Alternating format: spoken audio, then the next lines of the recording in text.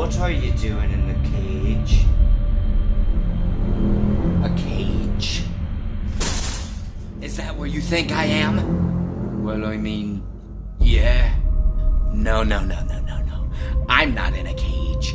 You are. I can see past the bars. What are you talking about? What am I talking about? I'm talking about the fact that nothing is real.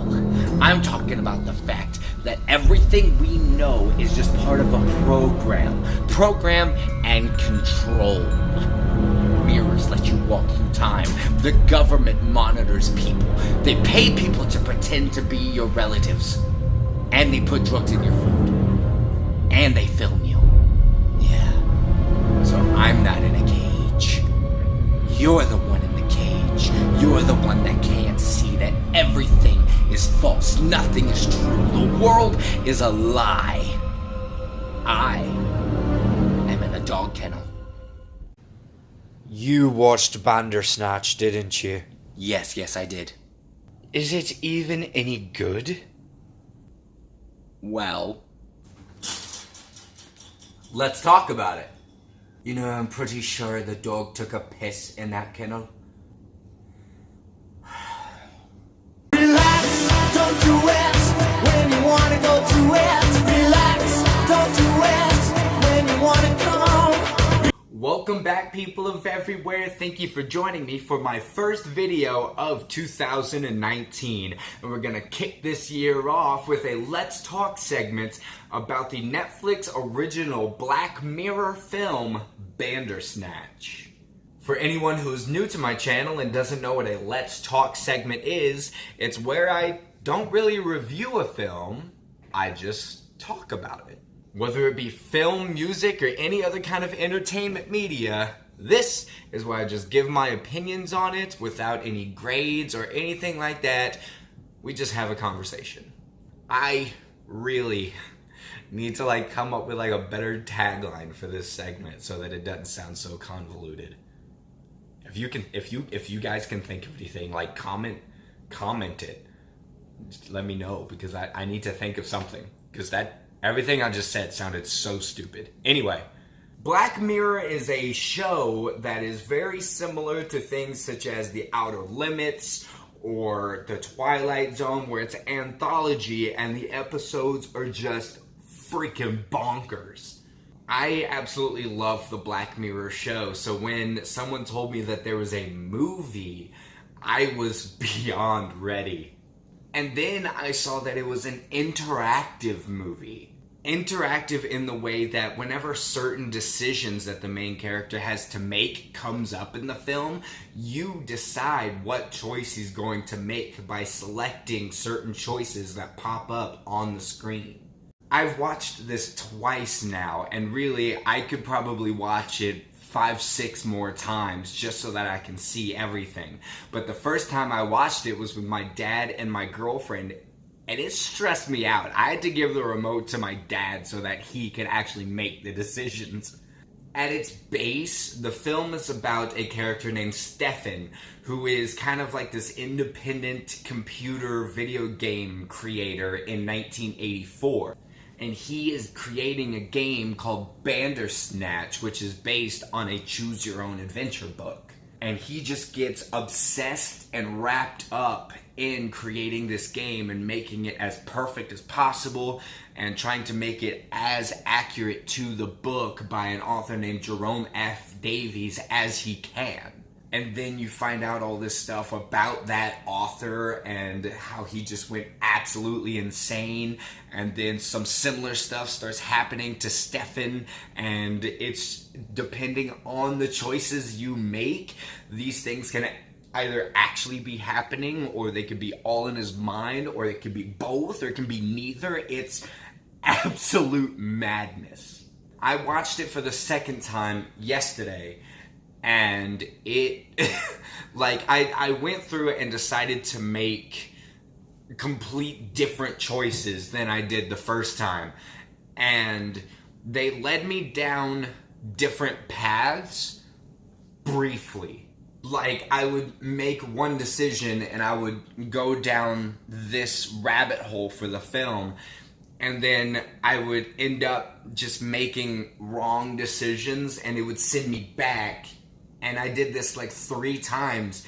And I guess the film just got sick of me because it ended up just like forcing me to take this other direction, which I didn't decide to go to at first. So it's kind of like the film, in one way or another, decides for you where you ultimately need to go. At least in the routes that I took. If I had made just a couple of different decisions, it would have led me probably somewhere completely different. Now, since I have only watched it twice, and I know that it can be watched multiple times, I do know the various different endings that this film can have. Because I had my girlfriend tell me, because I felt like I needed to know them so that I could accurately do this video. Now, I'm not going to tell you what they are because I don't spoil stuff like that, but just so you know, there is a line in the film where they kind of say, like, you know, something about the illusion of choice or the illusion of free will. So it kind of had my dad and I thinking, like, well, are you actually making any decisions in this film, or is it only making it seem like you're having decisions? Well, I can tell you that there are multiple different endings that you can have. So you do actually have choice and say in what happens to the character of Stefan and where this film goes. There are some drastic points in the film where some of the interactions that he has with certain characters, in particular a character named Colin, who... He seems to kind of be a fan favorite right now. He's another one of the video game creators that you can work with Stefan if you so choose. Colin is played by Will Poulter, who I feel like most people will either recognize as the guy who almost played Pennywise in the new It films. The main reason I wanted to do this in a Let's Talk segment is because there is no, like, accurate way to grade this film because of the many different endings. And not just endings, but like the different paths and everything that you can take. How am I supposed to grade something like that? Like, I can tell you, the first time I watched it with my dad and my girlfriend, what was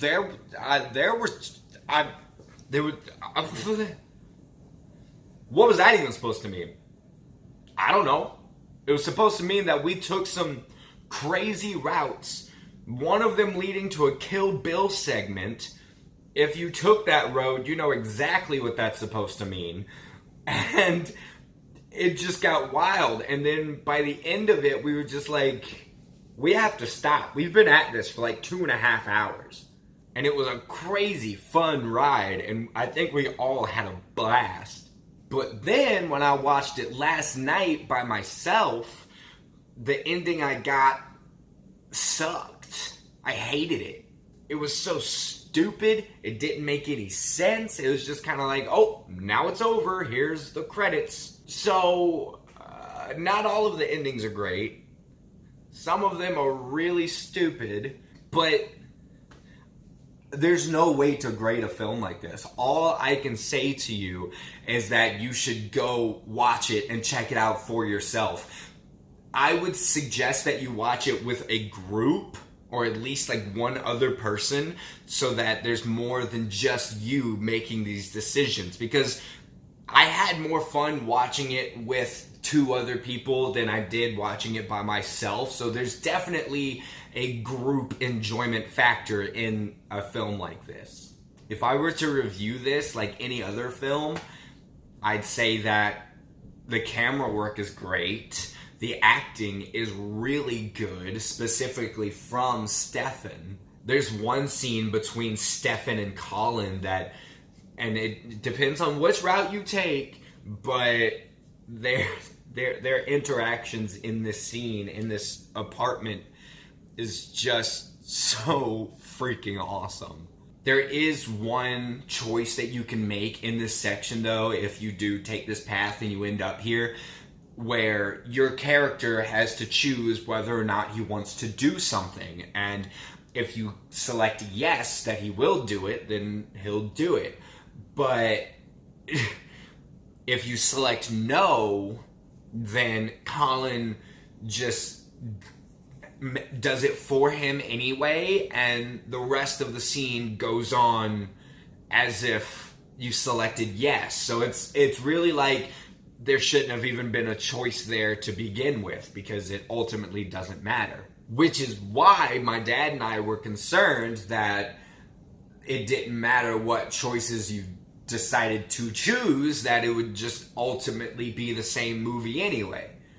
But as I said, it's not, so really this rant was utterly pointless. Jesus.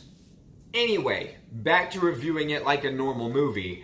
The characters are great, the writing is great, the cinematography is great. This movie is just, it's great. I really had a blast watching this. And what is even cooler about it is that as soon as you're finished watching it, it immediately has rewatchability. And that is such a smart idea. I can't even imagine how much work goes into making a film like this, but I am all for this becoming a trend. Like, I know movies like this can't, be put in theaters, but more straight to Netflix movies or straight to DVD movies, absolutely. I am all for this. That's all from me, you guys. Have you seen Black Mirror Bandersnatch? It's actually hard to say. That's it for me for this time, guys. Have you seen Black Mirror Bandersnatch? Whatever you think, put it down below and let me know. Don't forget to go like my social media platforms. The links to all of those will be down in the description. And also, don't forget to hit the like and the subscribe so that I can see you guys next time. Don't do it when you want